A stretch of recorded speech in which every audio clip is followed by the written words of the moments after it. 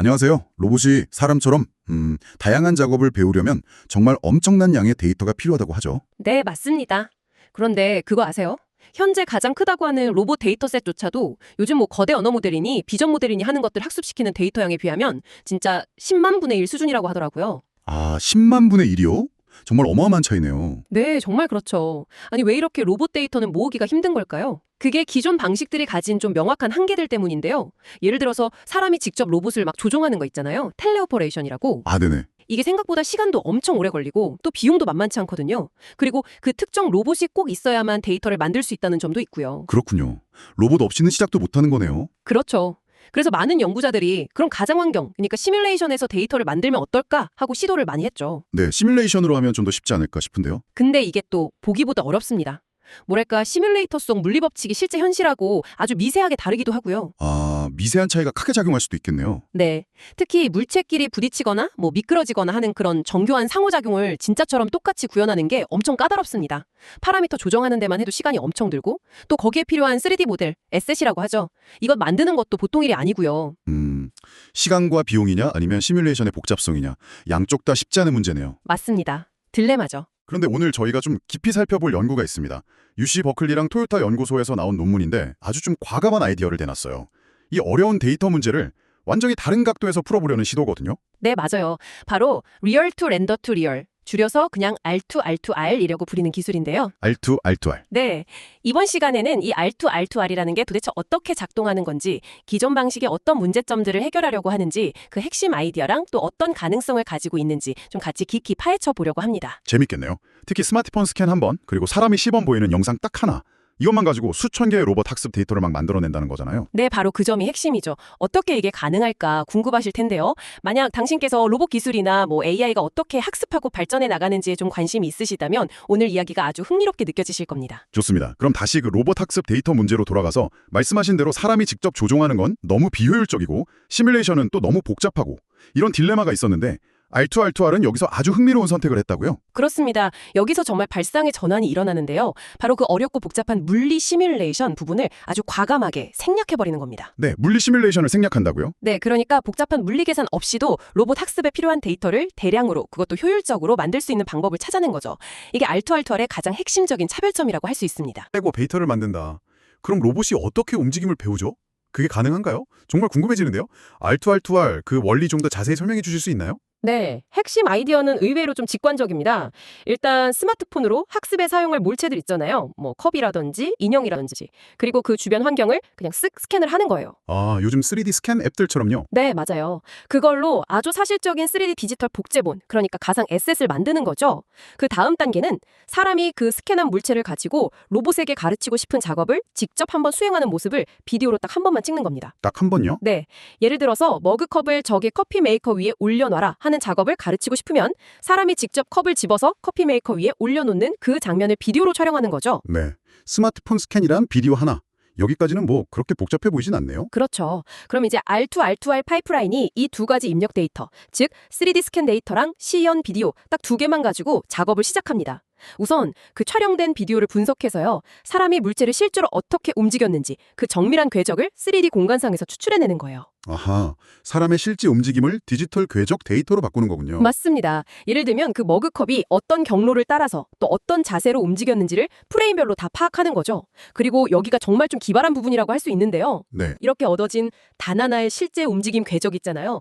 이걸 바탕으로 수학적인 기법, 논문에서는 궤적 보관, trajectory interpolation이라고 부르던데 이걸 사용해서 수천 개, 심지어 수만 개의 약간씩 다른 변형된 궤적을 자동으로 막 생성해내는 겁니다. 단 하나의 궤적으로 수천 개를요. 어떻게 변형하는 거죠? 예를 들면 시작 위치나 끝나는 위치를 조금씩 바꿔본다거나 아니면 움직이는 각도를 살짝 비틀어 본다거나 하는 식이죠. 아주 다양한 변주를 주는 거예요. 하지만 중요한 건 컵을 커피 메이커 위에 놓는다는 그 원래 동작의 큰 틀, 그 의미, 시멘틱 인텐션은 그대로 유지하면서 다양성을 확보하는 거죠. 와, 하나의 시연 영상으로 수많은 유사한 동작 시나리오를 만들어내는 거네요. 마치 원본 하나로 수많은 복제본을 찍어내는 것 같은 느낌인데요. 네, 정확히 그런 개념입니다. 자, 그렇게 수많은 가상의 로봇 동작 궤적들이 준비가 되면 이제 마지막 단계로 넘어갑니다. 이걸 로봇이 보고 배울 수 있는 이미지 데이터로 만들어내는 건데요. 아, 렌더링하는 거군요. 네. 이때 이제 아이젠랩 같은 고성능 3D 렌더링 엔진을 활용하는데 여기서 가장 중요한 포인트가 뭐냐면 아까 말씀드린 것처럼 물리 엔진은 여기서도 완전히 꺼둔다는 겁니다. 또요?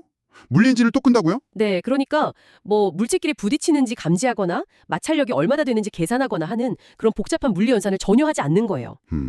오직 보이는 모습만 최대한 현실처럼 보이게 그리고 아주 빠르게 대량으로 렌더링하는 데만 집중하는 전략인 거죠. 잠깐만요. 그럼 물리 엔진을 끈 상태로 렌더링하면 이미지 속에서 로봇팔이 악 테이블을 뚫고 지나가거나 물건 두 개가 서로 막 겹쳐 보인다거나 그런 이상한 일은 안 생기나요? 아, 네. 아주 좋은 질문입니다. 실제로 그런 일이 당연히 발생할 수 있습니다. 네. 괜찮아요, 그게. R2R2R은 뭐랄까 완벽한 물리적 정확성을 추구하기보다는 시각적인 데이터의 양과 다양성을 최대한 확보하는 데 우선순위를 둔 약간 다른 전략을 쓰는 거예요. 아, 양으로 승부한다. 약간 이런 느낌인가요? 그렇죠. 이렇게 생성된 이미지들은 로봇에게 자, 봐봐. 대충 이런 식으로 물체를 움직여서 저기다 놓으면 되는 거야 하고 시각적인 목표랑 대략적인 경로를 알려주는 일종의 가이드라인 역할을 하는 거죠. 그렇군요. 실제 로봇이 나중에 이 데이터를 학습해서 현실 세계에서 동작을 수행할 때는 로봇 자체의 제어 시스템, 그러니까 뭐 정책, 폴리시라고 부르는 것이 알아서 충돌을 피하거나 혹은 물체를 안정적으로 잡는 방법을 찾아내야 하는 거고요. R2R2R은 그 학습을 위한 재료를 대량으로 싸고 빠르게 생성하는 데 집중하는 방식이라고 이해하시면 됩니다. 그렇군요. 완벽한 시뮬레이션은 아니지만 충분히 그럴듯한 시각적 예시를 엄청나게 많이 만들어서 로봇이 그걸 보고 스스로 뭔가 패턴을 찾고 학습하게 만든다. 이런 접근이네요. 그럼 이 방식의 장점은 뭘까요? 그런 위험을 감수하면서까지 얻는 이득이요? 역시 가장 큰 장점은 효율성과 확장성입니다. 생각해보세요. 사람이 일일이 원격 조종할 필요도 없죠. 네. 복잡한 물리 시뮬레이션 설정하느라 머리 삶을 필요도 없죠. 심지어 데이터를 만드는 과정 자체에는 실제 로봇 하드웨어도 전혀 필요가 없습니다. 로봇 없이도 데이터 생성이 가능하다고요? 네, 논문표 1에도 잘 나와 있듯이 Tele-of Free, Physical Engine Free. 그냥 스마트폰 하나랑 뭐 괜찮은 성능의 GPU 카드 하나만 있으면 이론적으로는 누구나 로봇 학습 데이터를 대량으로 만들어낼 수 있는 가능성이 열리는 거예요. 특정 로봇 모델에 얽매이지도 않고요. 로봇 애그노스틱하다는 것도 큰 장점이죠. 와, 들어보니까 정말 획기적인데요? 데이터 생성 속도도 그래서 엄청나게 빠르다고 들었어요. 네, 맞습니다. 논문을 보면 일반적인 그래픽카드 있잖아요. RTX 490 정도? 그거 하나 기준으로 했을 때 사람이 직접 로봇을 조종해서 데이터를 만드는 것보다 평균 27배 이상 빠르게 데이터를 생성할 수 있다고 합니다. 27배요? 와. 네, 피규어 2 오른쪽 그래프를 보시면 그 비교가 잘 나와 있죠. 그러니까 하루 정도면 수만 개의 서로 다른 작업 시나리오 이미지를 그냥 뚝딱 만들어낼 수 있다는 이야기가 됩니다. 이야, 27배라니 이건 정말 게임 체인저가 될 수도 있겠는데요? 그럼 가장 중요한 질문이 남았습니다. 이렇게 물리 법칙을 약간 무시하고 엄청난 속도로 만들어낸 데이터, 과연 실제로 로봇을 학습시키는데 효과가 있었을까요? 그게 제일 궁금한데요? 네, 그게 바로 이 연구의 가장 놀랍고도 핵심적인 결과 중 하나입니다. 연구팀이 이걸 검증하기 위해서 R2R2R 방식으로 만든 데이터랑 기존 방식, 즉 사람이 직접 원격 조종해서 만든 데이터를 가지고 로봇 학습 성능을 비교하는 실험을 아주 철저하게 진행했습니다. 네, 결과가 어땠나요? 결과는 정말 놀라웠는데요. 단 하나의 인간 시원 영상으로 R2R2R 파이프라인을 돌려서 생성한 데이터 한 1000개 정도 되겠죠? 이걸로 학습시킨 로봇 정책이 무려 150개의 실제 인간 원격 조종 데이터로 학습시킨 정책과 비교했을 때 거의 동등한 수준의 작업 성공률을 보였다는 겁니다. 네, 잠깐만요. 다시 한번요. 1000개의 시연 영상 기반 데이터가 150개의 실제 조종 데이터랑 맞먹는다고요? 네, 그렇습니다. 좀 더 정확히는 R2R2R 데이터 1000개와 텔레오퍼레이션 데이터 150개를 비교했을 때 동등한 수준의 성능을 보인 거죠. 와, 이게 정말 가능한가요? 어떤 작업들을 가지고 테스트를 했길래 그런 결과가 나왔죠? 실제 로봇 ABB 유미라는 로봇을 사용해서 1000번이 넘는 물리적인 실험을 수행했습니다. 테스트한 작업 종류도 꽤 다양해요. 그냥 단순히 호랑이 인형 집어서 옆으로 옮기기 같은 것부터 시작해서 네. 머그컵을 들어서 커피 메이커 위에 정확히 올려놓기, 수도꼭지 손잡이를 돌려서 잠그기, 서랍 손잡이 당겨서 열기, 심지어 양손으로 상자를 들어서 옮기기 같은 조금 더 복잡해 보이는 작업들까지 포함해서 테스트를 진행했습니다.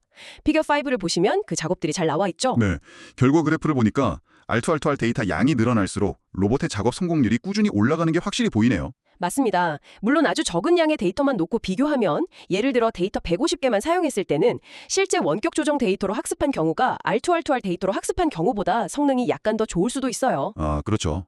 피겨 2 왼쪽 그래프를 보면 머그컵 놓기 작업에서 150개 데이터일 때 텔레오퍼레이션은 73.3%인데 R2R2R은 33.3% 정도네요. 네, 맞아요.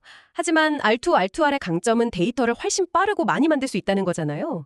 그러니까 데이터를 1000개까지 늘려서 학습시키면 성공률이 80.0%까지 올라가면서 결국 텔레오퍼레이션 150개 데이터로 학습한 성능 73.3%와 비슷하거나 오히려 더 좋은 성능을 달성할 수 있다는 것을 보여주는 거죠. 키결 5의 다른 작업 결과들도 비슷한 경향을 보이고요. 아하, 결국 데이터 양으로 극복이 가능하다는 거군요. 이게 통계적으로도 유의미한 결과라고 할 수 있나요? 뭐 우연히 잘 나온 건 아닐까요? 네, 연구팀이 그 부분도 확인하기 위해서 통계적 검증, TOST 분석이라고 합니다. 테이블 10에 나와 있어요. 를 수행했는데요. 결론적으로 R2R2R 데이터 1000개와 실제 텔레오퍼레이션 데이터 150개로 학습시킨 로봇 정책 간에는 실질적인 성능 차이, 대략 플러스 마이너스 5% 기준 내에서는 유의미한 차이가 없다고 나왔습니다. 오, 즉, 통계적으로도 R2R2R이 기존 데이터 수집 방식에 충분히 효과적인 대안이 될 수 있다는 것을 뒷받침하는 강력한 증거라고 볼 수 있는 거죠. 이야, 정말 흥미로운 결과네요. 물리 시뮬레이션을 건너뛰는 그 과감한 선택이 실제로 로봇 학습에서 효과를 보였다는 거니까요. 하지만 세상에 완벽한 기술은 없겠죠. 이 R2R2R 방식에도 분명히 어떤 한계점이나 단점 같은 게 있을 것 같은데요. 물론입니다. 논문에서도 여러 가지 한계점들을 아주 솔직하게 인정하고 있습니다. 첫 번째로는 저희가 계속 이야기 나눴던 부분인데요. 바로 물리적 상호작용의 부재입니다. 네, 물리 엔진을 껐으니까요. 그렇죠. 3D 스캔으로 복원된 물체 모델이 완벽하게 매끄럽거나 물이 새지 않는 그런 형태가 아닐 수도 있고 또 물리 엔진 자체를 안 쓰니까 마찰력이라든지 물체를 밀대받는 반발력 같은 실제 세계의 중요한 물리 현상들을 정확하게 반영하기가 어렵습니다. 그렇겠네요. 그래서 아까 말했던 충돌 회피 문제도 여기서 연결되는 거겠고요. 네, 맞습니다. 생성된 로봇의 이동 경로가 주변 환경이나 장애물 같은 걸 전혀 고려하지 않고 만들어지기 때문에 렌더링된 이미지상에서는 아주 그럴듯해 보여도 실제 로봇이 움직이면 벽에 부딪히거나 하는 실제로는 불가능한 동작일 가능성이 있습니다. 또 다른 한계는 없나요? 두 번째로는 작업 범위의 한계를 들 수 있습니다.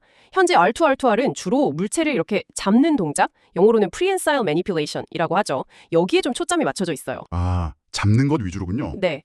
그래서 예를 들어 물체를 밀거나 푸싱, 옆으로 미끄러뜨리거나 슬라이딩 하는 비파지 동작, 혹은 천이나 액체처럼 형태가 막 변하는 물체, deformable object를 다루는 것은 아직 좀 어렵습니다. 로봇 손 모양도 좀 영향이 있을 것 같은데요. 사람 손처럼 생긴 로봇도 있잖아요. 네, 정확합니다. 그것도 중요한 한계점인데요. 주로 이렇게 평행하게 열리고 닫히는 집게 형태의 로봇손, parallel jaw gripper라고 하죠. 이걸 가정하고 로봇이 물체를 잡는 자세, grasp pose를 생성하기 때문에 사람 손처럼 손가락이 여러 개 달린 복잡한 그리퍼에는 바로 적용하기 어렵다는 그립 일본성 문제도 있습니다. 아, 실제로 논문 부록을 보면 다른 종류의 그리퍼를 가진 로봇 프랭카 로봇으로 실험했을 때는 물체를 자꾸 놓치거나 그리퍼끼리 충돌하는 문제가 발생해서 어려움을 겪었다고 언급되어 있기도 하고요.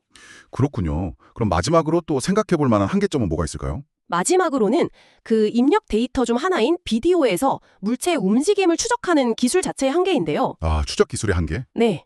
물체가 너무 빠르게 움직이거나 다른 물체에 의해서 가려지거나 혹은 물체 표면에 특별한 질감, 텍스처가 없어서 너무 매끈하거나 반사가 너무 심하거나 하면 추적에 실패할 가능성이 있습니다. 네, 그럴 수 있겠네요. 이런 추적 실패는 결국 생성되는 데이터의 품질을 떨어뜨리는 결과로 이어질 수 있겠죠? 들어보니까 아직 넘어야 할 산들도 꽤 많이 남아있는 것 같네요. 네, 그렇습니다.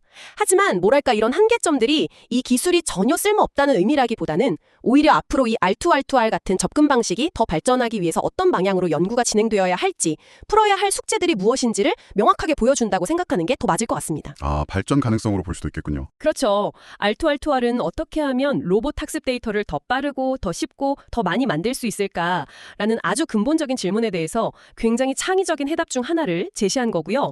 여기서 드러난 문제점들, 예를 들어 물리적 상호작용을 어떻게 더 잘 통합할 것인가 혹은 환경 인식을 어떻게 결합할 것인가와 같은 문제들을 해결해 나가는 과정 자체가 또 다른 혁신으로 이어질 수 있을 테니까요.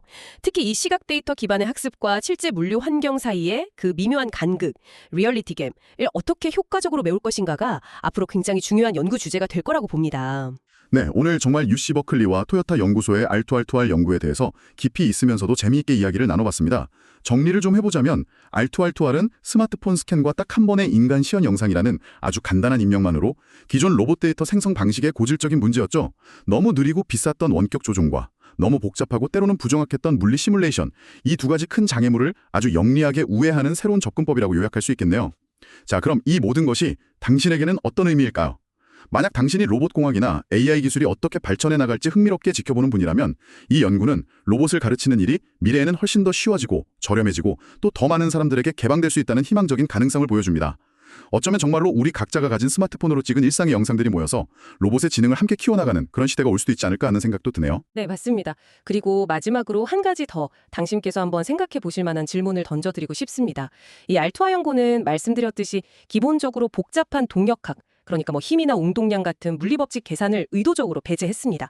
그렇다면 혹시 완전한 물리 시뮬레이션까지는 아니더라도 로봇이 특정 작업을 수행하는데 정말로 꼭 필요한 최소한의 물리법칙, 예를 들면 뭐 중력이라든지 아주 간단한 충돌 감지 같은 것들만 선택적으로 통합하는 방법은 없을까요? 혹은 더 나아가서 알투아 연구만 생성한 그 방대한 양의 시각 데이터로부터 로봇이 스스로 암묵적으로 물리 법칙 같은 것을 학습하게 만들 수는 없을까요? 만약 누구나 자신이 로봇에게 가르쳐주고 싶은 어떤 복잡한 작업을 그냥 비디오로 찍는 그 행위만으로도 로봇을 훈련시킬 수 있는 방대한 데이터를 만들어낼 수 있게 된다면 로봇은 과연 지금 우리가 상상하는 것 이상의 어떤 새롭고 놀라운 능력들을 우리에게 보여주게 될까요? 이 질문들을 한번 곱씹어 보시는 것도 오늘 저희가 나눈 이야기에 또 다른 흥미로운 깊이를 더해주지 않을까 생각합니다.